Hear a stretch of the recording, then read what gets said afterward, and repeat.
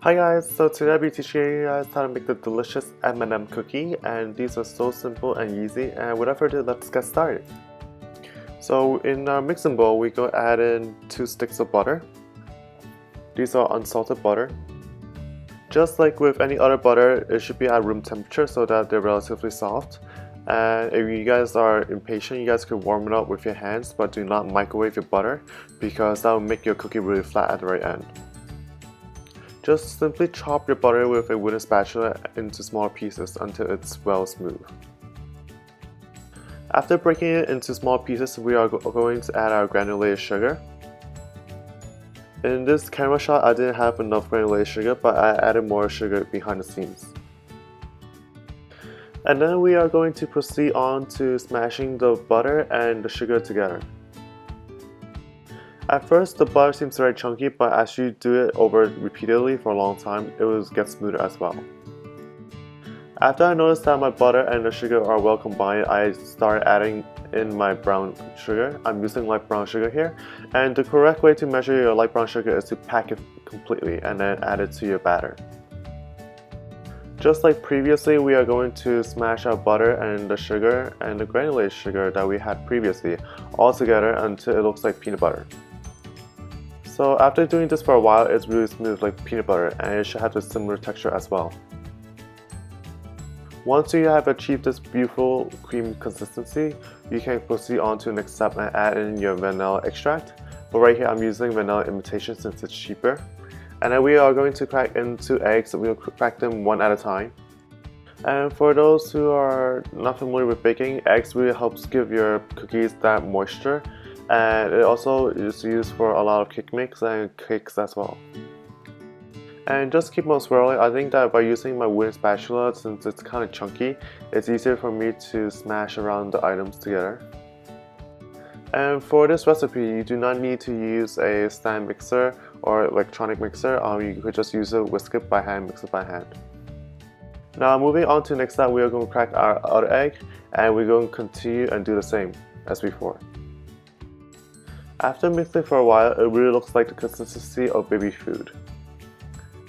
It should be relatively slimy and gooey, but that's fine because we're going to add in our flour later. But since I'm baking these cookies for a bake sale, I have a limited amount of time before I head out for class.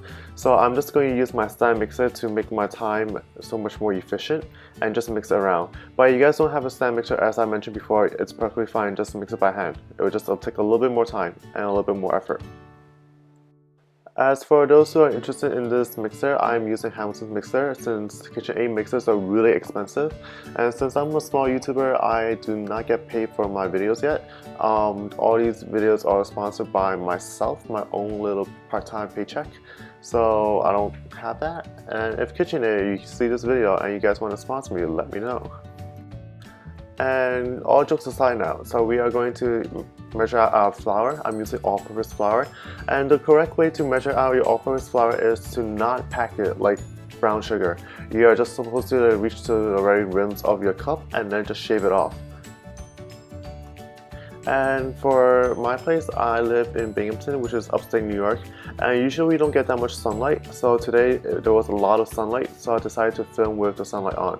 And that's also the reason why I usually do not film my videos with good lighting, because it's really bad lighting or I'm just not free during the day. And as shown a few seconds ago, I added in a pinch of salt, and then I mixed all my dry ingredients together with the baking soda and my flour, and then we are going to add in our flour into our batter. Since I'm making cookies, cookies are relatively thin. I did not sift my flour, but you guys want to be really precise and correct, you guys can sift your flour, but I do not think that it makes much of a difference. And for this part, I added my flour in dirt so that it's easier and faster as well. Usually when you are sifting your flour, you just want to have a really even consistency, and that's extremely important for cakes since cakes have large volumes. But for these cookies, these volumes are really small, so it's negligible. And as shown here, I'm just going to scrape the batter off my stand mixer, and then I'm just going to start folding in my batter. And as you guys can see, the rims of the mixing bowl has a lot of flour, and it's really important that you incorporate as much flour into your batter so that it's evenly distributed. Just keep on mixing until your texture is relatively even. And since these are M&M cookies, I use the regular M&M colors. But since it's Easter, there are also a bunch of beautiful pastel M&M colors, so feel free to use those M&Ms as well.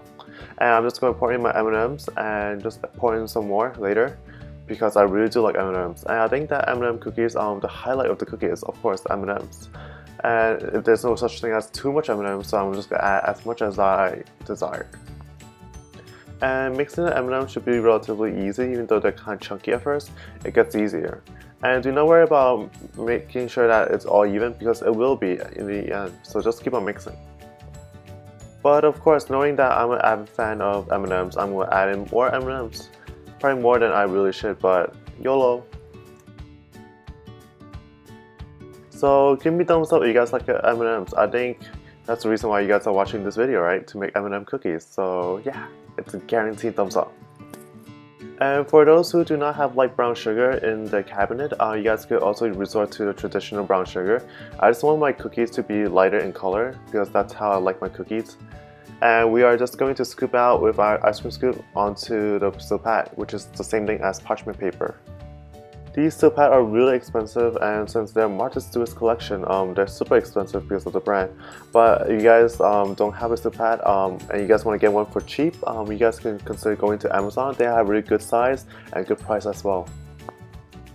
And since I added so much M&Ms that every scoop of M&M cookie will have enough M&Ms, and I just want to give you guys a close-up shot so you guys can enjoy the aesthetics. So after baking the M&M cookies at a preheated 350 degrees oven, it came out like this, so beautiful and delicious. Since I use light brown sugar, it's kind of hard to see the edge of the cookie browning, and when you do, that means that it's already burnt. So just take it out around the 9-minute mark. And doesn't that look appetizing? That looks so delicious, and it's just perfect for spring. Thank you guys so much for watching. I hope you guys enjoyed this easy tutorial on how to make the M&M cookies, and it's just simply perfect for spring. And if you guys want to join me for other sweet adventures, feel free to subscribe to my channel. And if you guys like this video, give me a thumbs up and like and share. And until next time, bye!